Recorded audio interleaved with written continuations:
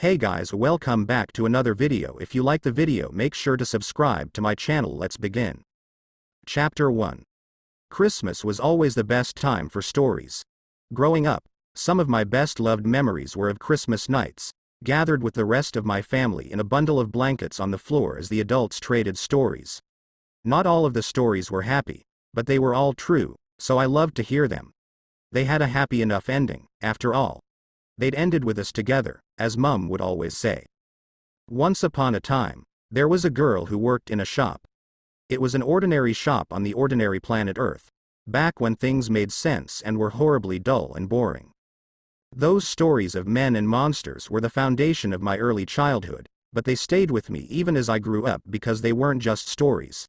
Those old tales were histories. The histories and exploits of my family, my father. Mum would always say that the saddest story, the story of how the defenders of Earth were separated, was the story of how she died. But this is the story of how I lived. Torchwood was a household name in a lot of ways.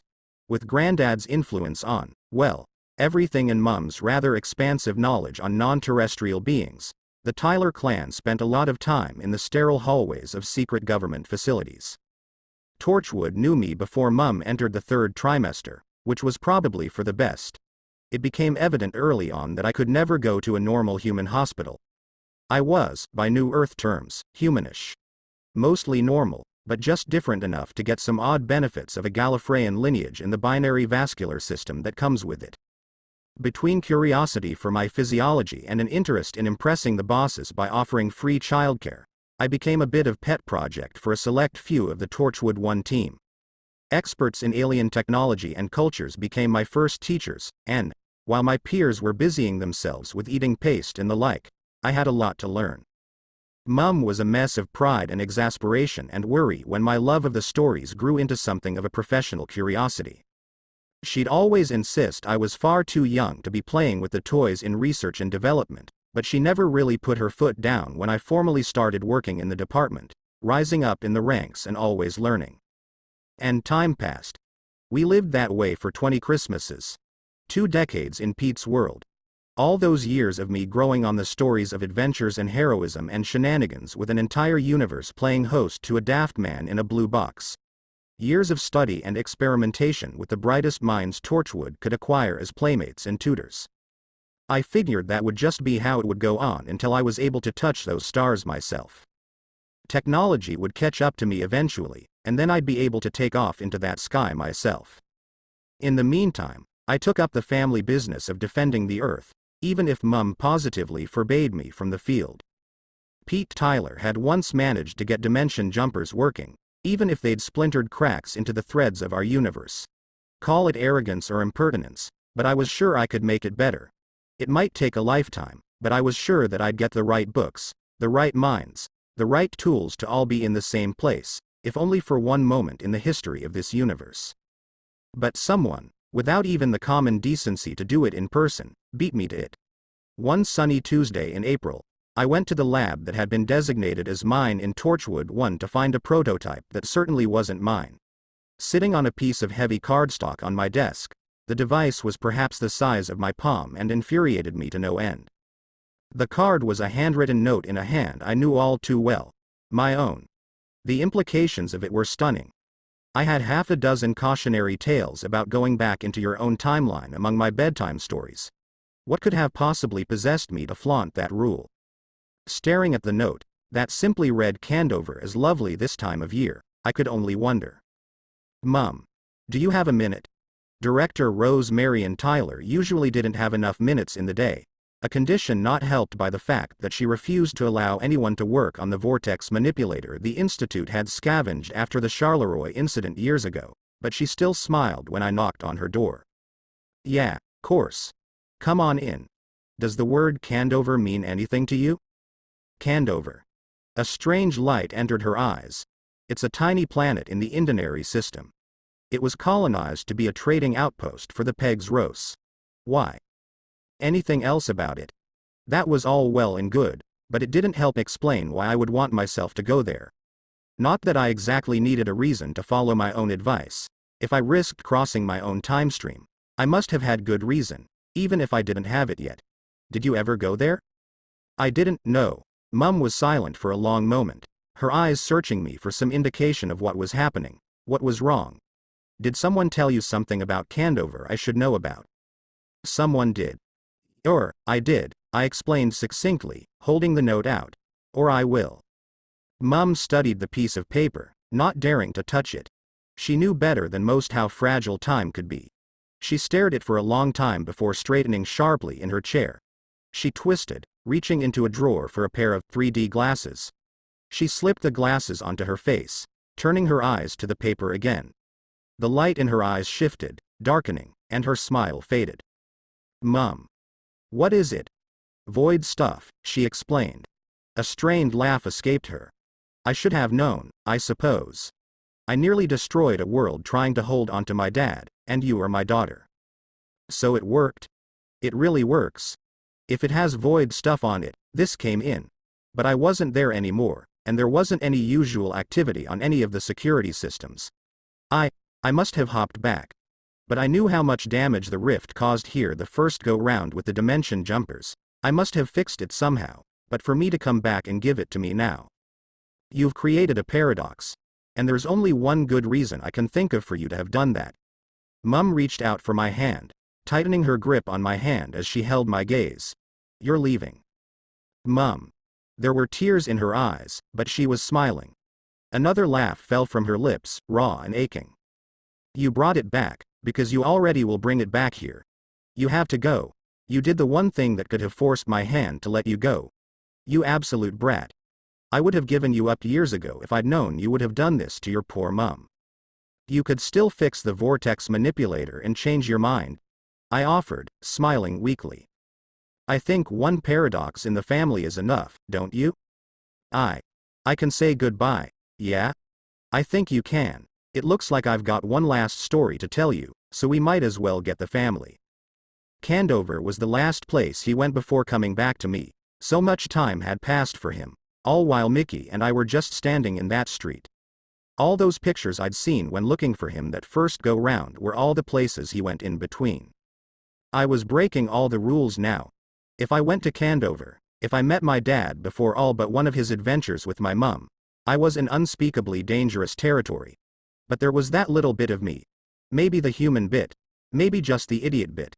That leaned towards the danger, ready to sprint headlong into it. He tried to help people on his own, but traveling alone doesn't suit him. Losing people is harder when you're alone at the end of it all. After Krakatoa, he needed a change of scenery. Candover was a good fit. A tiny little world crammed full of people. There were just a few things to test on the device before I was officially off. I didn't dare deconstruct it, not willing to risk breaking it and shattering the loop of the paradox, but there was little harm in scanning the damn thing. It wasn't like anything I'd ever seen before, but that wasn't exactly surprising. It's a trading colony, like I said, 6 million people all together and all yelling and hawking wares. It was alive. The tech torchwood used in the Battle of Canary Wharf was a hydraulic jack, widening and stressing the pre-existing cracks between the worlds until they were big enough for someone to jump across. This new device had some sort of honing beacon, but none of the technology we could muster could reach that far across the universe to see where it was tethered. He never said exactly what else happened there. Just that something reminded him made him wonder if he was running away or running forward. Preparations for my departure went by quickly. The Institute had access to the world's greatest minds, so a replacement for my position and all its funding and toys wasn't too difficult to negotiate. There was hardly a trace of residual void radiation in my lab when Mum brought the glasses over.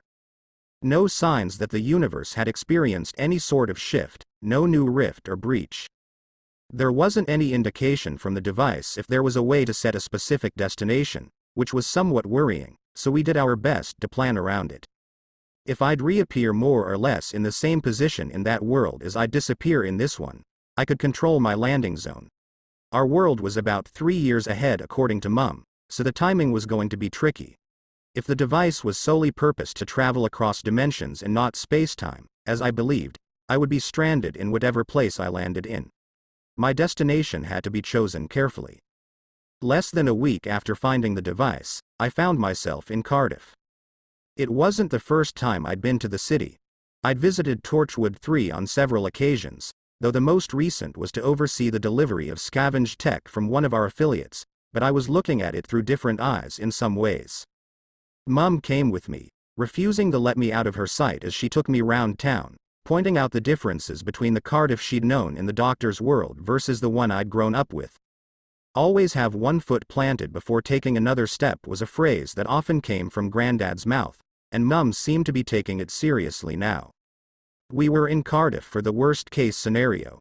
If the device worked as I believed it would, I would be unable to move through time and space through it. Its sole purpose is a dimensional shift and nothing else.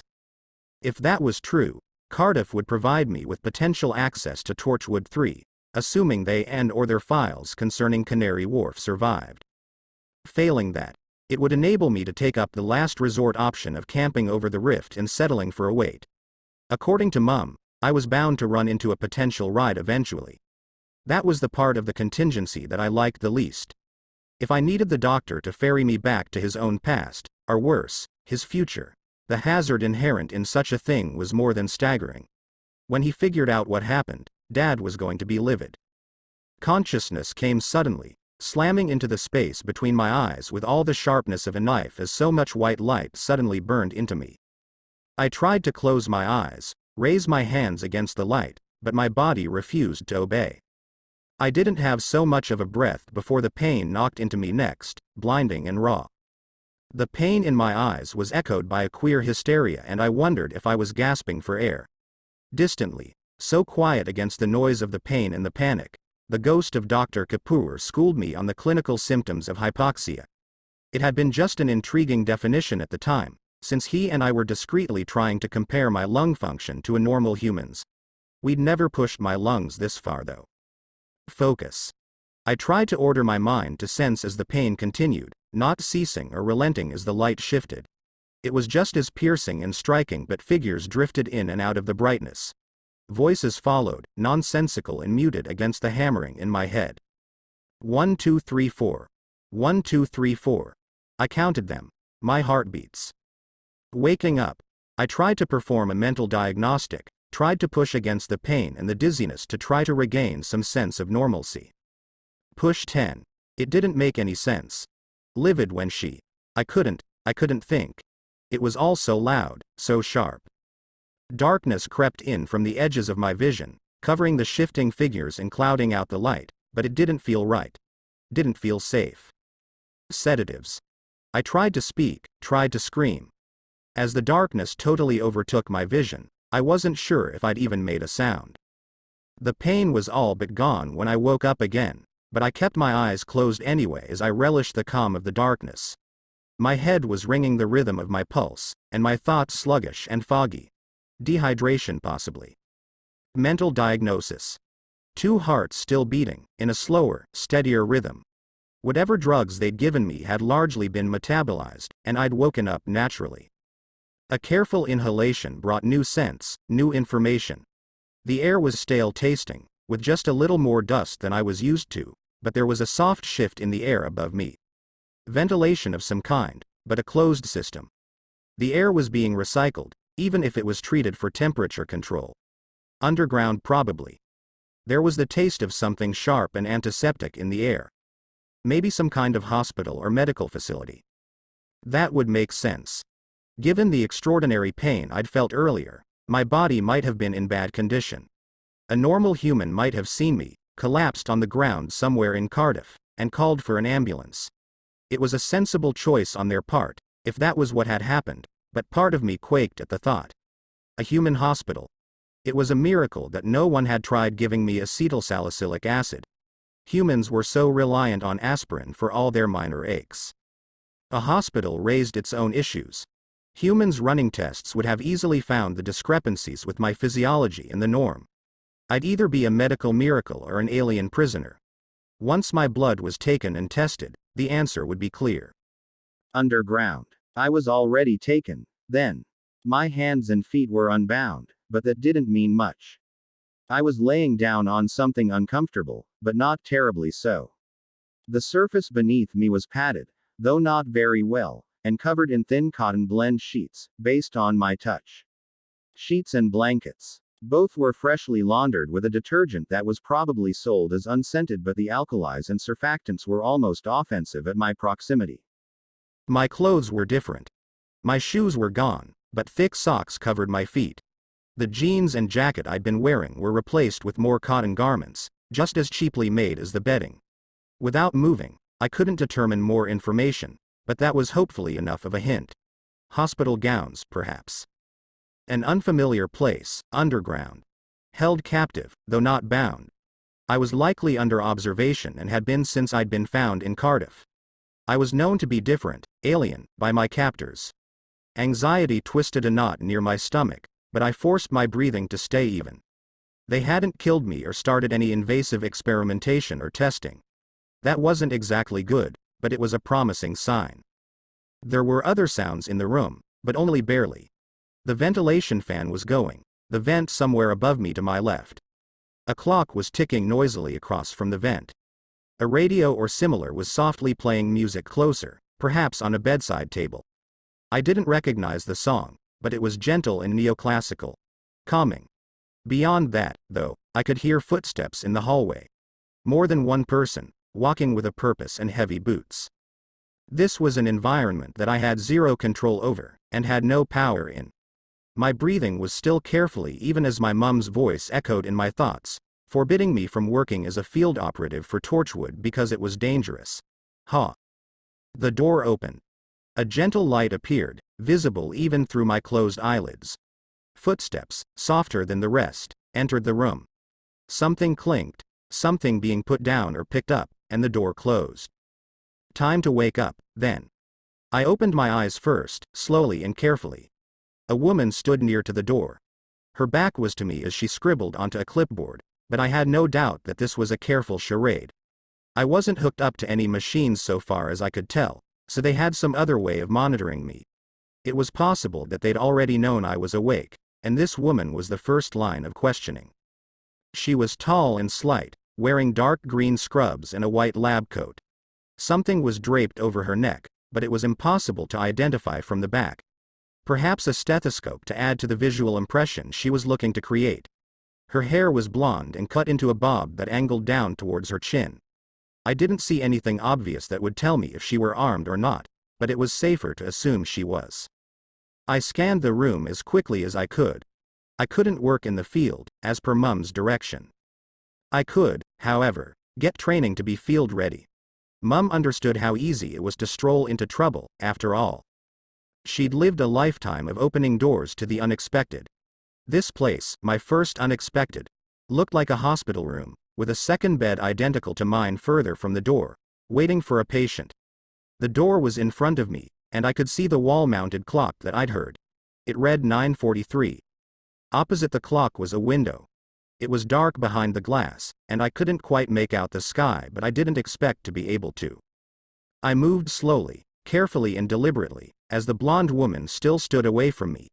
There was a glass of clear liquid on the nightstand next to the radio. I brought it to my face, inhaling through my nose deeply, searching for an answer. As I leaned away from the glass, the woman turned around. "You're awake. Wonderful." Her voice was surprised, but I was much more interested in the water. My throat was on fire, my tongue dry and useless, but I didn't take a sip. It was water, but there was something else there in addition to the metallic notes that had come from the pipes that carried the water into the building. Amobarbital. An early stab at a truth serum, believed to work mostly by lowering inhibitions. Weighing the options in front of me, I took a careful sip, just enough to watch the blonde woman's stance shift into something slightly more relaxed. What happened? My voice was rough with disuse and I wondered at that. I must have been out for some time. I debated taking another sip of the water and decided against it. I'd metabolize the amobarbital quickly enough, but it was better that I maintained control over myself if I couldn't control the room. We're not quite sure. You were found, collapsed, in an alleyway in Cardiff. About a half-mile from the bay. It's lucky you were found at all. Given the state you were in, things were a little touchy, but it was a good mask, but the gentleness was just a bit too thin. I was a scientist, and I could recognize the hungry look deep in her eyes. Something in my features must have betrayed me, though, because the woman stopped talking abruptly. The two of us stared at each other for a moment before she sighed. She didn't move any closer to me, but she pulled the stethoscope off her neck with a frown. What did you see? The air in this room is recycled by your closed ventilation system. First option is that I'm in quarantine, though that is unlikely given your lack of PPE. Next option is that I'm underground. There's a bit of mustiness that comes with being underground that doesn't quite go away unless you're very careful to rotate your air with the surface. Part of the reason I hate being underground. The thing that really did it was the window, though. It being dark out. No, that matched well enough with the time on the clock. Your window, though, is on the same wall as the vent. Not entirely impossible, but very unlikely unless you have a very eccentric architect. The look in the woman's eyes was almost approving and I exhaled slowly. The drug in the water was bitter on my tongue. That, and a typical hospital also wouldn't have reason to lace its water with amobarbital. Are we going to be honest now? That does seem to be the best option for the present. My apologies for the deception, but I'm sure you understand that there are risks that must be weighed when encountering the unknown. Where are you from? Earth. Not this Earth, but close enough. You've run tests. Bloodwork. CT scans, ultrasounds. I'd imagine every scanner you have at your disposal has been aimed at me once or twice, but nothing invasive. Why? You're not the first time Lord we've seen. We certainly didn't expect to find you as you were, though. I was under the impression that your kind had a method to avoid the sort of damage you'd taken. Apparently not. What condition was I in when I was found? It seems I don't remember most of the incident that landed me in your radar. Your chart, she offered, passing me the clipboard she'd been writing in. I leafed through it quickly, raising an eyebrow. I had been covered in physical bumps and scrapes, nothing too serious, and it was as I should have expected since I was traveling without a capsule, but I wasn't expecting the radiation spikes their tests had logged emanating from me. The most recent tests showed much more normal readings, but the types of radiation they recorded were odd. Artron energy. I knew what that was. UNISYC had plenty of questions for Mum about time travel, and Artron energy was one of the things they were most interested with. Energy that bled from the time vortex, raw and untempered, could be toxic in large quantities. And I'd apparently been bathing in it when I crash-landed in this reality. What's the date? August 24, 2012. You were found on July 6, in the aftermath of the Shakri incident. 2 months. The file in my hands was extremely thorough, showing scans and tests taken over the course of 2 months. It was possible for it to have been faked, but I couldn't see a motive for falsifying records. You say I was found in Cardiff. Was it an alley off Rothay Court? When she shook her head, I frowned. What was the sense in landing me here, then? Why now? Why this date? What was the Shakri incident? I'm assuming something alien and unfriendly? The answer suddenly leapt to the forefront of my mind. There was one reason I could think of for why I'd been dropped in this time. When I traveled with a reason. If the dimension needle was capable of sensing that somehow, it might have tried to find the easiest, most stable point in the timeline for me to find him. The doctor was here. The doctor helped against the Shakri, didn't he? The words were faint, my voice breathless, but the woman understood given the solemn look on her face.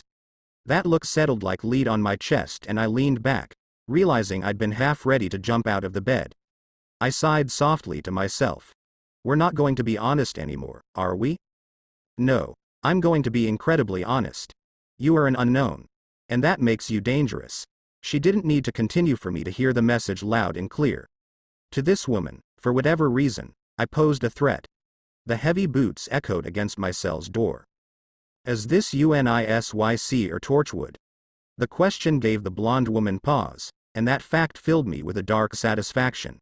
She collected herself quickly, making her way to my bedside and not stopping until she was almost uncomfortably close. This woman, whoever she was, didn't fear me. Good. I didn't want her afraid.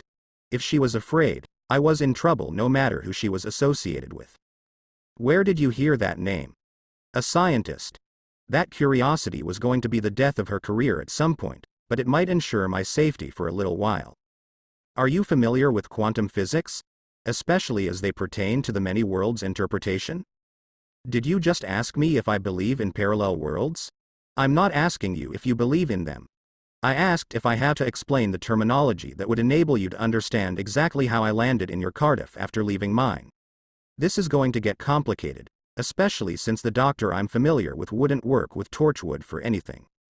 Then it's a good thing we're not Torchwood. Are you NISYC, although it's interesting that you'd known that name. A failed military experiment, and nothing more. This is UNIT, the Unified Intelligence Task Force. I am Kate Stewart, Chief Science Officer. And you are? I'm Athena. I'm the doctor's daughter. And I have a feeling that this is about to get complicated. It took just one day for Kate Stewart to come to terms with what I had told her. She had access to plenty of files on the doctor, and had no doubt verified all of the stories I'd told her against what resources she had. She had the results of my medical tests, which proved I was at least of Gallifreyan stock. With the end of the Time War, there was a bit of a shortage of potential parents. In the room that quickly transitioned from faux hospital room to workshop, the fake window was stripped away and replaced with a massive board that was covered in the theories of interdimensional travel that I'd learned and developed while in my world. Not all of my personal effects were returned to me. I was forbidden access to the Dimension Needle while it was studied by UNIT's finest, but I felt more myself in the clothes I'd chosen to start this adventure on. Still, I was off balance when Kate came into my room with a closed folder in hand. I believe you. It was a simple truth, irrefutable and undeniable, and it confused the hell out of me. I'd spent hours telling the story to her and a carefully chosen audience of scientists, but I didn't expect any sort of progress for several long weeks and rigorous, and undoubtedly uncomfortable, testing. I'm sorry. What? There was an incident some time ago. The particulars of it aren't important at the moment, but we have some evidence that you were involved in a way that positively impacted the outcome. Given the doctor's involvement in that incident as well, it seems your story has been retroactively, or perhaps preemptively, verified by the highest authority on the subject. What evidence? I leaned forward, reaching towards the folder, and Kate snatched it out of my reach. I hesitated as understanding flooded me. I backed off with an irritated sigh. And you can't tell me any of it or I'll be the center of a paradox. The center of another paradox, actually, given that the technology to have brought me here doesn't exist yet. I have a proposal for you. You say that the technology you sought in Cardiff arrives there in 2020. There isn't going to be a faster way to reach that time except living it, unless you'd like to include the doctor, assuming you're even able to contact him. You need somewhere to stay safely, and I see someone who has experience in an organization running parallel to mine. You say that you're a scientist. I'd invite you to prove it. Join UNIT. Provisionally. Your Dimension Needle technology will remain secure, and you will not be allowed ordinary privileges until we have reasonable belief that you are an asset to our organization rather than a liability. She was making an extraordinary offer, even if the threat of having my way home locked away from me was jarring. UNIT was mostly analogous to what my Torchwood stood for, and the lure of learning this new world was tempting.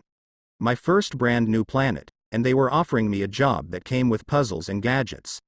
Tempting as it was, though, there was an inherent risk. I couldn't. UNIT is on the doctor's radar. There's too much risk for paradox. If you have evidence that I find the doctor, and that we are involved with even one incident on your records, there's a chance that the future me will join him on a venture that drags UNIT into it. Even if we avoid that, there's always the chance that I might interact with the doctor too early. You say he used to work here, and you have files of over a half dozen of his faces. If I see one that's too early, before he's met my mum, I could potentially unwrite myself. A paradox, Kate said thoughtfully. She glanced down at the photograph in her grip before placing it in a pocket. I might have a solution for you, then. Perhaps, yes, that might work. What? Patience was not my strongest suit. I was sure I was frowning at the blonde woman, but she was unaffected. I frowned harder, crossing my arms. There's already one individual associated with UNIT that the doctor is forbidden to know of. The work may not be as exciting for you, but I imagine you could be brought back once it's made clear if the doctor will have any interference. What work? We'll get to that in a moment. For now, I think we need to pull up some of the older files. If you do meet the doctor too early, it's best that you can identify that situation before he does. I'll have photographs of all his known regenerations brought up, within the chronological order we have ascertained for him. If your mother was Rose Tyler, we already know which regeneration was responsible for you. She turned on her heel and started walking out the door. Despite our conversation, though, I knew I wouldn't be permitted to follow her out into the hallway just yet. Still, I had to call after her. Of all the places I could have wound up, I would not have guessed the National Gallery. Staring at the face in front of me, aged but terribly familiar after my briefing on the doctor's previous regenerations, I wondered if I could have ended up anywhere else. Kate Lethbridge Stewart, is this vengeance for the mischief your father and I got into when you were a girl? Because that was rather a long time ago for you to have held a grudge. The look in that old man's eyes was something terribly close to awe as he stared at me, and I could only stare back, uncomprehending. Athena, this is the curator of the Undergallery. Curator, it seems young Athena here has a very important reason to be out of sight for the foreseeable future. Kate kept talking, but I couldn't concentrate on the words as I studied the man that was, impossibly, wearing one of my father's faces. I walked forward slowly, closer to that old man, but my mouth was far too dry to get all the words out. All the while, Kate kept talking. A sly smile bloomed across her lips as both the curator and I were silent. I'll leave her in your care, then. I'll be reaching out for updates periodically, I expect. She does have a future appointment to mind, after all. Kate strode out of the gallery as if the world's axis hadn't shifted just a bit in the last 20 minutes, all of her soldiers marching after her and leaving me alone with that impossible man. She had smuggled me away from one paradox and dropped me into another. This one, however, wasn't my responsibility to maintain. It'd be his. That's sneaky. She must know. There's no way she can't. And she still brought me here, to you. The words slipped out before I could think on them, and the curator laughed even as my brain caught up with my mouth and I stopped talking abruptly. But not soon enough. What do I call you? I have gotten rather used to being simply the curator, dear girl. There was something in that laugh that seemed weightless, and it brought a smile to my face. He could call himself anything he wanted, but he was here. How are you? How are you him? Careful manipulation, a lot of practice, and no small amount of luck, I think. But I'm sure your story is much more interesting than mine. Though it seems that it may be just starting. There was something warm in the space between my hearts, and I breathed shakily at the weight of it as the curator chuckled. That seems impolite of you to know so much more of it than me. We all have stories to tell. In the words of a dear old friend of mine, however, I think I must say, spoilers. The curator was still smiling so brightly at me as if he were as amazed by my existence as I was his, and I grinned back. Although, I think we may have time for a quick chapter before the story continues if you'd like to hear this old man tell a story or two. That's what we did. Every Christmas. Always tell stories of every adventure. The words continued to spill out of me unbidden, but the curator only raised a finger, tapping the side of his nose with a mischievous smile. He then offered me an arm, brandishing the other deeper into the undergallery. I looped arms with him, positively drowning in the simple weight the action carried, and walked with him as he began to talk. He didn't talk about me, my past, or the future ahead of me. Foreknowledge was a dangerous thing, he said. That was more promise than I could have ever hoped for, a future of adventures and running and living with the doctor. The curator might have given that mantle up for his own reasons, but he still had plenty of stories to tell. As we eventually settled in a cozy sitting room off the main hallways of the gallery, he spoke of the home he'd lost. He spoke of Gallifrey, with its red grasses taller than your waist shimmering and rippling in the breeze. He spoke of Mount Lung, the estates he spent running around in his youth. In the magnolia tree orchards, stealing fruit because it was always just a little bit sweeter with the threat of danger. The boredom of the academy, the thrill of stealing away with his very own time machine. Do you know why I'm telling you about it? He asked as pressed a cup of tea into my hands. He hadn't asked, but it was still black with 2 sugars, just how I liked it. I smiled softly as I took a sip, but I didn't have an answer for him. He sighed then, eyes 100 miles away before he turned to look back at me. Maybe it doesn't matter at all. That old planet. I wish I could have seen it. I could nearly picture it when I closed my eyes. The way the silver trees shook and shimmered in the light of the suns. The way the purple blue of the schlenk blossoms would break through the carpet of red grasses, throwing off their delicate perfume. I know, you lost it too. I forget that. More often than I'd like to admit. I want you to remember, so you can remind this old man every now and then. I will. It was a promise quickly made, but I meant it more each moment I thought about it. Perhaps it was a foolish idea, but the way the curator smiled, looking totally at peace, brought back the warmth to my chest that somehow made me feel impossibly safe and loved. I gripped the tea tighter, near giddy at the sensation. We sat in silence for a long moment, each drinking our tea in a companionable silence until the curator glanced at the clock with an almost startled jump. I must apologize, Athena. I'm going to have a visitor very soon, assuming the old girl isn't up to her old tricks. She always did have favorites. I'm afraid this forward is going to be coming to a close very soon. Kate no doubt told you that there were no shortcuts for your next appointment. I think she has forgotten that patience is not a virtue that runs in the family. The curator walked over to a bookshelf, removing the box that acted as a bookend and carefully opening it. This is a loan, mind you. I am currently relocating some artifacts between the undergallery and the home of this piece of technology, so I will be requiring this back as soon as you're able. Which, if all goes well, should be almost immediately. Although I can't help but wonder if tomorrow might be better. He brought the box over to me and I couldn't help the surprised sound that escaped me at the sight of a vortex manipulator lying on velvet.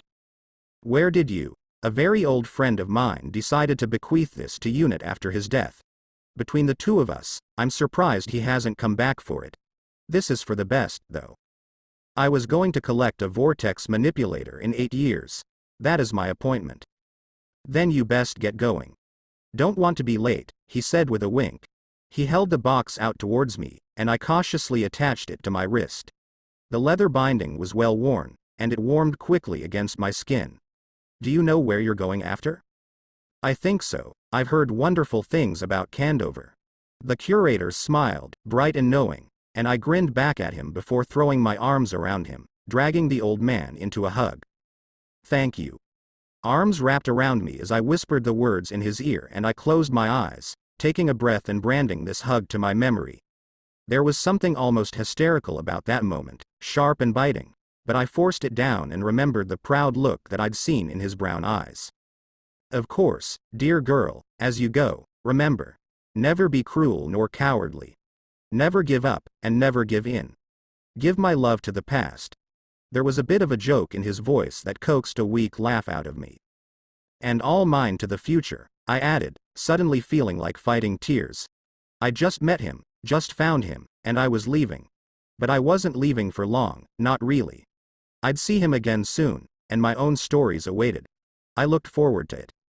The curator entered a code onto the vortex manipulator, making a quip about keeping time travel out of the hands of the apes, and I input the coordinates I had originally expected to land in. With a firm squeeze of his hand in mine, the curator stepped back to allow me to safely teleport. My hand was already on the controls when a loud groaning sound filled the air in my left heart. The traitor skipped a beat, but I was gone before I could try to find the source. Traveling with a vortex manipulator was quicker and smoother than I had expected it to be. I landed in my desired alleyway, utterly speechless and thoughts whirring a mile a minute. That sound, it had to have been the TARDIS. There was nothing else in the world that made that sound. But who would be flying it? Who would be visiting the curator in a TARDIS? Spoilers. I grinned to myself, feeling lighter than I had in what must have been weeks, as I ventured out of the dark alleyway and into the bright streets of Cardiff. It was 2021, a year off to account for the possible continuation of pandemic, as I didn't want to be arrested for being in the street or anything half so foolish. It was a bit of a walk to Mermaid Quay, but by the time I made it to a somewhat dilapidated tourist center, my mind was mostly settled and focused on the task ahead. Torchwood Cardiff was always a bit odd. On my Earth, the team that operated it was always trying to think of new ways to enter the base but couldn't devise an effective way to disguise the construction of new entrances without cluing all of the city into what they were doing, so they always just left it as is. A tourist desk maintained by whichever unlucky sap drew the short straw for that rotation. The kiosk was abandoned to my eye as I approached. Displays of postcards were left water-marked and yellowed, while flyers displaying local events were ripped and sun-bleached on the bulletin board facing the outside world. Judging by the state of things, Torchwood 3 hadn't survived long after the fall of Canary Wharf in this world. Still, the concealed door opened for me when I tried it. I never really liked the idea of building a base underground, so I hadn't spent much time at Torchwood 3 in my world. In addition to the stale air, it felt cramped and reminded me of the stories Mum would tell of a museum that strove only to trap the stars.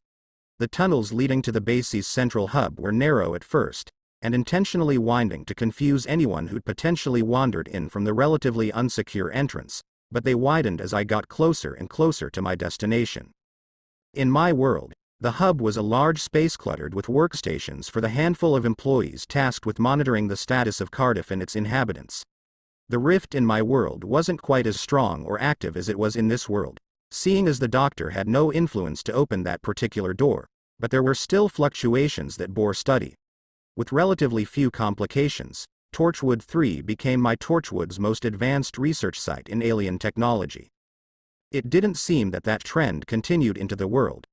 As I walked into the hub, it was a mess and a half. Business had taken a back seat, utility sacrificed for something else. Pizza boxes, scattered paperwork, and the like littered the space, but I pushed forward, out of the deserted hub and further down, deeper into the labyrinth towards the vault. After the Charleroi incident, there'd been a lot of cleanup required. My Torchwood 3, having little else to focus on and salivating at the chance to explore the new tech the preliminary reports had described, jumped at the opportunity to scavenge whatever they could. There was always the risk that this world hadn't experienced it, or that a different organization had stepped in. If the rift needed more constant monitoring, it's possible that I'd never find what I was looking for. Still, I was in as good a starting position as I could hope for, and, if I was very, very lucky, I might just get it. In 2020, the government of Belgium was infiltrated by an individual looking to take advantage of the growing chaos of the year. The year had started off poorly, introducing the first major pandemic in modern history and contributing to a near-global economic collapse that threatened the golden age our little planet was beginning to enter. Reports from the field provided information, and the end of the day had granted Torchwood one of our greatest prizes, a vortex manipulator, fresh off the wrist of a rogue time agent. It couldn't be that easy, could it?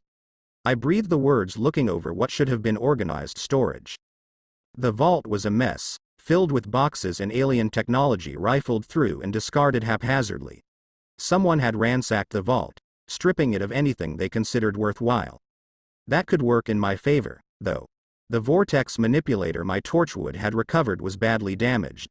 Unless whoever was rummaging around knew what they were looking at, a damaged manipulator would be of little interest. Come on, where are you? Muttering to the mess seemed to help. There was a small box wedged under one of the shelving units that was previously hidden under an overturned crate. I shifted it aside, opening the box to reveal a strange silver capsule. The leather of the wristband was gone, no doubt destroyed in this world's version of the Charleroi incident or perhaps ripped free from the casing in transit. Fiddling with the device, it was immediately obvious that it was still broken, but there was plenty of scrap and machinery around me and in the hub that I could use to start repairs. It might take time, but time was something I had. So I got to work. I stayed in the ruins of the hub. There were bedrooms down more narrow tunnels, and there were restaurants in the city above me to keep me fed. Days slipped away in the dark, but it was much easier to fix technology than to build it up from scratch. All I had to do was remind the manipulator that the vortex was still there, free and open and ready to be explored. And on a dusty day in the year 2022, weeks after I'd landed in this new world, the manipulator powered on and stayed active, waiting for instruction. I had no need for two vortex manipulators, after all. The second trip I took was a little less graceful than the first, sending me tumbling to the ground out on the edges of Trafalgar Square.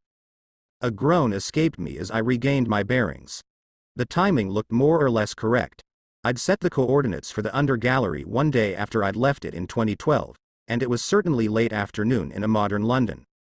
The square was busy, filled with people moving about, but no one seemed to pay too much attention to the girl who'd stumbled into existence on the edge of their peripheral vision. It was a bit embarrassing walking through the front door, stumbling my way through the main gallery's security and making my way past the vast multitude of do not enter and authorized personnel only signs that stood between me and the under-gallery. The last obstacle before me, a manned checkpoint, was easily navigated by both telling the truth and a magnificent play I often relied upon that some might refer to as lying through my teeth. It was effective enough and sprinkled with enough truth that I was granted access, along with a salute and an apology. Apologies, ma'am. We were told to expect you. The curator left this for you. The guard posted at the entryway was wearing the all-black uniform I was beginning to associate with UNIT. He was maybe 30, with sharp blue eyes and cropped sandy hair. Despite the objective professionalism of his demeanor, there were laugh lines around his eyes and there was a wedding band on the hand. He reached out towards me, holding a sealed envelope. I snatched it with a frown, opening it and scanning the missive briefly. Athena, I'm afraid that my visitor has alerted me to something of a rather impossible nature. While I will be unable to reach out to you until this matter has been resolved, you can return the item I loaned to you to this checkpoint. Kindly make sure you enter the following before you do so. There were 2 lines beneath the short message. The first was undoubtedly the deactivation code for the vortex manipulator I'd borrowed. The second line was a set of spacetime coordinates, underlined with a simple postscript. See you soon. He left yesterday, best we can tell. He left this for you, too, the guard explained. His tone hadn't changed, but there was an exasperation in his eyes that told me that this was a normal occurrence in the gallery. As I recalled the sound that had echoed through the halls when I left, the noise that my mind had immediately associated with the TARDIS even without personal experience, I could only smile. He might have retired, but there was no chance he'd ever truly settled down. There was always one more adventure to be had, even if it was to acquire some new piece for the under-gallery's collection. He does that, doesn't he? I chuckled, reading the note again as if it'd provide me with any more hint as to the nature of his new discovery. Stymied, I looked up at the guard, accepting a small box from him. What's your name? Ward, ma'am. Kieran Ward. The introduction was stiff and I briefly worried if the man, less than 10 years older than me, was going to salute again. Please don't ma'am me. Are you able to make sure the curator gets something from me? I was already inputting the deactivation code into my borrowed vortex manipulator and pulling it off my wrist before he gave an answer, and I took no small pleasure in how off balance the professional seemed when I thrust it at him. As that, his hands were fumbling as he caught it, turning it over and studying it despite himself. His eyes were wide and mouth slack with confusion and just a dash of concern. He hadn't recovered by the time I'd memorized the coordinates on the note and stuffed them into a pocket for later. That'll be all, then. Thank you, Kieran. Best not let Katie know I had it. She'd probably be unhappy with both of us. I gave my best, or at least my silliest, approximation of a salute before I turned on my heel and started running off towards the street. There was a decent chance that whatever shielding this area had against my teleportation in would negatively affect a teleport out, but I wasn't going to let something like that slow me down. I had an appointment to keep a few thousand light years away, after all. When I stopped outside to input the coordinates for Candover, I took the opportunity to open the box left for me by the curator. Seeing the bronze surface of my dimension needle, I grinned. Thanks, Dad. I'd told myself, or I will tell myself, I suppose, that Candover was beautiful, and it was. Candover, the tiny planet that it was equipped with gravitational enhancers that wouldn't be available for humans for centuries more. The gravity assist was needed, though, considering the planet was roughly the same surface area as Australia and didn't have a dense enough core to keep the wares on the tables without a little help. Despite being so small, nearly every inch of habitable land on this planet was settled and turned into the galaxy's largest open-air market. The planet was dry and warm, with a bustling economy even though almost nothing was manufactured on the rock. I landed in that lively market scene, in what appeared to be a district dedicated to all sorts of little gadgets and gizmos. Pieces of memorabilia that were more or less worthless but new and exciting to my eyes. Alien languages bombarded me from every angle the moment my feet touched that new ground and I couldn't help but laugh. I didn't have the TARDIS translating for me. Experiencing this whole new world, I had no help and no shielding from the sheer difference of it all. Humanoid beings, and several beings that were anything but humanoid, flitted all about me almost too closely, instilling a moment of stress before the realization set in that everyone had much better things to do than harass the penniless pink thing that had wandered so far from home. There were so many colors, so much motion, that I nearly forgot why I'd come so far. This planet was all reds and browns and everything was so warm and fresh and inviting. I could see why the doctor had come here to get away from the grief of Earth. There was no way to feel lethargic under this planet's binary suns. The excitement of being on a new world shifted into something new as I walked further from my landing point, the crowds shifting away to reveal a new color, blue. We didn't have much blue in the house growing up. Grandmom used to say it made Mum sad, that she'd see a flash of blue in the corner of her eye and the little spark of hope would flare up that he'd figured out a way to cross over. He never did, and the Tyler clan left blue behind them. But there she was. Big and bright and blue and sticking out like a sore thumb amongst everything else on this tiny little planet. I moved forward without a second thought, a hand reaching out towards the object of so many dreams. I hesitated, fingertips just out of reach, before placing my hand on the edge of the box. It was wood, and I wasn't surprised by that. What was surprising was the absolute thrum of energy and warmth that seemed to flow just beneath my hand. It was an oddly comforting sensation, but it didn't make any sort of sense. I could feel it, but not like I'd ever felt anything in my life. It eluded the traditional senses, but it was there. It reminded me of the Jorpa, an alien species my Torchwood encountered that communicated on a lower wavelength than humans could typically hear. That energy was just on the edge of my senses, but loud. It was insistent, and, somehow curious as well. "You're a long way from home," a voice rung out behind me. I went still at the sound, hand frozen on the wood and that feeling that somehow seemed to start pushing into my hand. I jerked my hand away from the box, and I was certainly imagining the near-tangible disappointment in that energy as I moved away, as I left its influence, and turned around. And there he was. Taller than me, with dark hair cropped short and big ears. Leather jacket, red jumper, black trousers. He looked like a normal bloke. But the unit files told me otherwise, as did the near-suspicious way his eyes shifted between the TARDIS and me. His shoulders were straight, his gaze focused, and his hands carefully tucked into his pockets.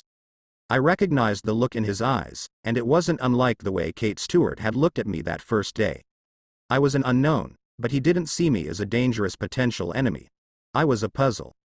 "Further than you'd think," were the first words out of my mouth, gone before I could catch them.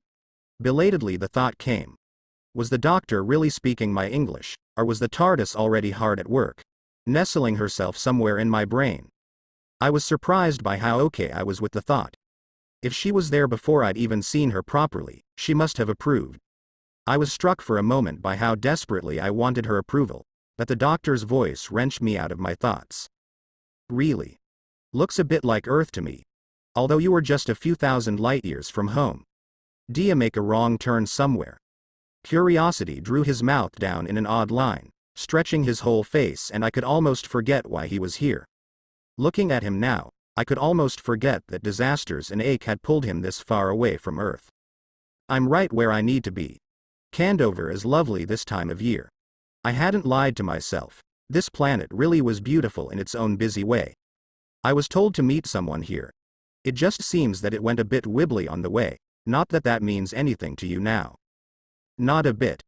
The words were said with a smile, and more of Mum's stories came to mind. This man loved puzzles, reveled in things he didn't know. She always said that he loved things that, after centuries, still kept him guessing. She was sure that's why the two of them got along, that she kept him on his toes. Still, that open smile didn't touch his eyes. Good friend? The best. Knows me better than anyone else. My eyes were drawn back to the TARDIS, and my hand reached for her again. That warm energy met my fingertips again, and I wondered at it again. Still, it's lonely. Person who knows me best, and I'll never meet her. Well, God willing anyway. That sort of thing can get messy. Oh. Can you see me? Like, really properly look at me? The question had to be asked. If he could, maybe I wouldn't have to rely on my tiny little Earth vocabulary to say all the things I needed to say. Judging from the doctor's frown, though, he couldn't see me any more than I could talk to him. No, hold on. No, but that doesn't make sense. He took a step closer, that smile gone again, that curious frown back. His hands lifted from his pockets for the briefest of moments before he paused, something frozen in the air between us. I can't. All of time and space, I normally have trouble looking away, but you. What are you? A long way from home. Oh, those words bubbled out of me, a laugh cutting through an ache I hadn't realized yet. I'd never been so far from everything I'd known, and here I was, standing a foot and a half from someone I'd spent my life dreaming of. It had been easier to see the curator, because then I had the benefit of knowing that I didn't have to explain myself to the enigmatic man before me. The curator had already known me better than I knew myself. I wondered if he, in those moments, felt anything like I did as I stared at this young doctor. I know why, I think. You can't see me. I'm too early for you. Too early for me, the doctor echoed before groaning. See, this is why I hate traveling with humans. All of time and space, and for some reason you keep chasing your own tails. It's not my fault. It will be my fault. Very big difference if you ask me. Also, it's not like there isn't blame to go around. I didn't exactly pull these coordinates out of thin air. He couldn't know that, though. Time was too delicate, and I was already walking on very thin ice. And the doctor stopped speaking abruptly, looking past me at the TARDIS. A hint of something dark and ancient shifted behind those eyes as the TARDIS seemed to shift. Communicating with him, no doubt. You can feel her. Like, really feel her. Who are you? The doctor stepped forward, far too close. Before I could speak, thoughts flying 1,000 miles an hour about the paradox but still far too slow, his hands were raised to my temples, fingertips applying the barest pressure, and my head burned. It was the briefest touch, cold and raw and painful, like a working out a new muscle. And then it was over. The doctor retreated, air hissing from between his teeth as if he'd been burned too. His eyes met mine, dark and clouded with shock and fear and surprise and a million other emotions. You shouldn't have done that. You should not have done that. My mind still burned, but my thoughts were settling as I tried frantically to reorganize and see what he had seen. It must have only been basic surface thoughts and recent memories. Nothing long-term, not even reaching back to my interaction with the curator. That was good. Still, my very recent surface thoughts would have revealed too much to him. Yet another circle was drawn around me, and I wondered when the floor would collapse. Well, I haven't faded or cracked a hole in this universe, which is a good sign. Words started dripped slowly from the doctor as the shock began melting away, but they were all simple questions with horribly complicated answers. How are you here? How did you get here? For someone who's supposed to know every language, you're not very good at using your words, are you? I couldn't even begin to think of how to answer him. As I finished sifting through my mind, trying to identify all he'd seen, I couldn't help but scowl. Of all the ways this introduction could have gone, this was just about the worst it could have gone. I knew that touch telepathy was existed, but did you have to? Eyes began to shift towards the two of us standing outside that blue box, and the TARDIS's doors opened without a touch. I accepted the invitation, grabbing the doctor's wrist and dragging him in unceremoniously, muttering all the while under my breath. I was mad all over again as I crossed the threshold. First time I'm properly seeing the TARDIS, and I'm not even able to enjoy it fully. A flurry of lights on the console seemed to flicker and flash as if in agreement with me. The warmth I felt in my hand rose up, all around me and hugging close to me like a favorite blanket. It rose and fell tandem with the activity at the console, and I was shaken into silence at the implication. The doctor told, or rather will tell, my mum that the TARDIS was alive. She had never taken his word as literal truth, though, or perhaps hadn't considered that the TARDIS was also sentient. I made my way to the console in a daze, a hand gently reaching out as a flurry of images and emotions pressed over me, delicate and intangible but so very real. Oh, you are beautiful, aren't you? The warmth shifted, and a distant memory rose to the forefront of my mind. We had a cat once named Rex, named for a planet Mum never could get right. The warmth of the TARDIS, that hint of a vibration, was just like Rex pushing his head into my hand for a scratch. Handsome and proud in equal measure. Isn't she just? I almost jumped at the sound of the doctor's voice, having half forgotten that he was still at the threshold. The TARDIS shifted again, and a new memory rose up in my mind. I wasn't sure if the doctor was privy to the memory. Mum tickling me senseless when I was probably 6 or 7, but whatever he saw released the tension from his stance. The stress and fear abated for now, a strange new light coming to the front. How are you here? It's a long story, and I don't know much of it myself yet.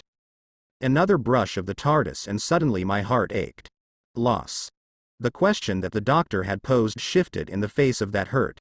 How are you possible? I looked at him, the man who wasn't my dad but certainly had the potential to be, and I realized how very young he was. This was after the Audens in London, but not long after. And before the Audens was everything the doctor was running from. It was still so fresh for him, so recent. The curator's stories of Gallifrey rose up in my thoughts and my heart ached for it. But something new rose up to shine in the doctor's eyes, but it was easy to identify. I'd seen it recently, in the curator. Ah. Look at you. Grown, or almost. How old are you? 22, more or less.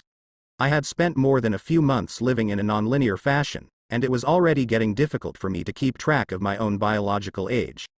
I was probably 22, but my 23rd birthday probably wasn't too far away. Maybe. 22, he echoed. You're here. You knew that I'd be here, that it was this early in my time stream, and you still came. Why? I have an idea, but I can't say for sure. I'm already involved in at least one self-fulfilling paradox. The way I got here was a bit unorthodox. Another brush with the TARDIS. A field trip to the London Eye when I was 12. Mum wanted to show me where she'd had her first adventure. We can't seem to accomplish anything the normal way. 21 years and this is the first time you've seen this face, the doctor said suddenly, his features twisted with something dark, disgusted. In your mind. It's not just this face. You've never met me, did I run? The relief I felt at the confirmation that he hadn't seen the curator in my thoughts was muted compared to the storm raging behind the doctor's eyes. He was so young, so full of anger and hurt and covered in sharp edges that hadn't yet been worn smooth. But, even as his gaze shifted to burn into the floor, he was still the doctor, and there were a few lessons I'd learned early on during those Christmas stories. You never ran. Not from the things that really mattered. But sometimes I think it's hard to tell if you're running towards something or running away. That's why I'm here, I think. I'm not running from anything. No use lying to me, Dad. I know your future. The doctor's gaze snapped back up to me and it only took a moment for me to realize what had brought that on. Dad. He wasn't my father yet, but hopefully it was only a matter of time. He had a lot to go through first, but so much of it was good. There were good days ahead of him, but only if he did what was likely unthinkable for him at this stage, going back. This isn't exactly how I expected my first trip off-world to go. Your first trip. And you're by yourself. The TARDIS rose up, warm and insistent and comforting, and I moved my hand along the console slowly. The thrum of energy echoing from the ship strengthened as I maintained the contact. I closed my eyes, trying to focus on the tendrils of emotion and thought drifting from the TARDIS, but the determination I could make was as sad as it was beautiful. So are you, at least for now. Words were difficult. I'm sorry, I can't. Tell me. The doctor's quiet words were desperate in their intensity, but the threat of rewriting time, erasing my own existence and all the happy stories I'd heard all my life, weighed heavily on my mind and left me quiet. I can forget. Please tell me. You can forget? Yes, that impossible man said as if it was the easiest thing in the world. He reached up to tap the side of his head. Little trick. A bit necessary when I'm chasing humans chasing their own tails. I can forget. Some things are easier than others, some stay down better than others, but it should be enough to keep me afloat, I finished softly. It felt dangerous, balancing so much on the edge of such a sharp knife, but I'd known since I was a child that things that worth doing were rarely safe or easy. Yes. Please. Just tell me. He took a hesitant step towards the controls, towards me. There was another brush of the TARDIS. The look in Mum's eyes when she'd seen the dimension needle. Scared but so proud, so happy. She'd lived through so many adventures, and it was my turn to have a few of my own. A newer memory rose up next. The curator's parting words. Never be cruel nor cowardly. I didn't quite mean to say the words, but the memory rang so strongly that they slipped out before I could stop them. I was surprised at myself, but the doctor looked shaken. "What did you say?" he breathed, eyes wide with astonishment. "Something someone told me. Never be cruel nor cowardly. Never give up. And never give in," the doctor finished, looking at me as if seeing a ghost. There was a moment of silence between us, heavy and still, and I suddenly realized I was scarcely breathing. I took a shuddering gasp of air, smile weakly as the TARDIS brushed against my mind again. Snapshots of my family flashed in my mind's eye: love, family, ours. I wasn't sure if the doctor saw anything like what I'd seen, but there was a plea in his eyes when I managed to look up at him again, and I rushed forward all at once. He moved to meet me halfway, and suddenly I couldn't stop my body from shaking as he caught me up in a fierce hug. Time slowed and stretched out in that moment, warm and honey yellow and safe, and I laughed with near tangible relief. I couldn't stay safe in that embrace forever, though. I had a loop to close. I pulled away, smiling softly at the doctor's protesting frown. "We'll see each other again. But I can't stay here." "Where will you go?" Good question. Maybe the library. I've got an awful lot of reading to do. After all, I did have to come up with the means to invent or rediscover the dimension needle technology. I doubted I'd found it. If I'd been that lucky, I probably would have only found the one and broken the paradox before it really started. I must have invented it, or met someone who did, and there was no chance I'd find it traveling with the doctor. If this technology could be found on his time stream early enough to matter, I wouldn't be in this place. And where am I off to then? Judging by my watch, something of an alleyway in 21st century London. From what I understand, somebody only gave half of a pitch the last time he was there. Really? There was surprise coloring his voice as the TARDIS rose up again. Memories half forgotten rose up. Grandmom had no sympathy for my mum when I wanted to join Torchwood. She said it shouldn't surprise anyone at all that I'd be running off to the stars the first chance I got. Whatever the doctor saw made him cough, a bit embarrassed. "I suppose so, a library. Or the library. Because you're a few thousand years early for the big one." "I think I'll manage," I responded easily, holding up my wrist. I couldn't replicate the leather casing that came stock with the manipulators used by the time agency, but I managed to come up with a working substitute. The metal bangle I'd anchored the device into was a bit more conspicuous than it could have been, and I would have to be careful to hide it if I was traveling too far back, but it would do just fine. "Looks a bit shoddy. Repair job?" There was a bit too much of a sneer in the doctor's voice for me to be anything but offended. I snatched my wrist back before he could even reach for his sonic to properly inspect it. "Let's see you get dropped in 2020's Cardiff with no sonic, no connections, and rebuild yourself a working manipulator with scrap and half a dash of chronoplasm." There was a shift in the energy around me, but no old memories came to mind. The doctor, however, shrank back a bit before crossing his arms petulantly. "Don't you go having favorites," he grumbled towards the console. Again, racks positively preened in my thoughts. I grinned. It couldn't last, though. The grin faded away as my eyes wandered away from the doctor and around the magnificent ship. I wasn't supposed to be here, not for long. Our paths would intersect someday, but they diverged here. The doctor was needed in London, where a 19-year-old girl off the estates was waiting for something she couldn't quite put her finger on. And I was headed off into the unknown, the truly unknown, for the first time in my life. It was terrifying, but also breathlessly exhilarating all at once. The doctor seemed to sense my mood shifting and hesitantly reached for my hand, fingers gripping mine tightly as if he was afraid that I'd disappear. Maybe he was right to worry. "Let me fix it up before you go. Don't want you bouncing through space-time all willy-nilly, yeah?"